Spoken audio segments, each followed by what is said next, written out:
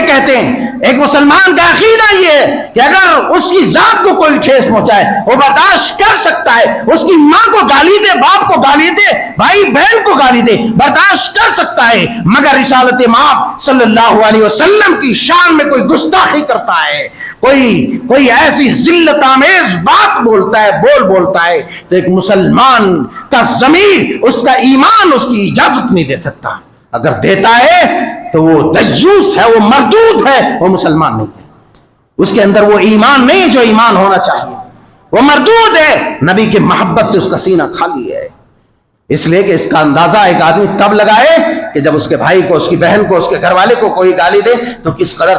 سینہ جو ہے، سینے پر سانپ لوٹتا ہے اور کس قدر خون کھولتا ہے، اور پھر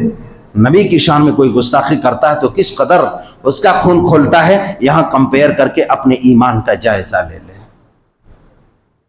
یہاں کمپیئر کر کے اپنے ایمان کا جائزہ لے، اس لیے کہ ایک مسلمان مومن ہو ہی نہیں سکتا جب تک کہ اپنی تمام چیزوں سے زیادہ محبوب ترین نبی آخر الزمان جناب محمد رسول اللہ صلی اللہ علیہ وسلم کو نہ مانے،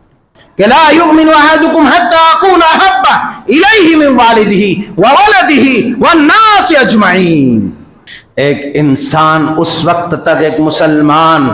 پکا مسلمان مومن نہیں ہو سکتا جب تک کہ اپنی جان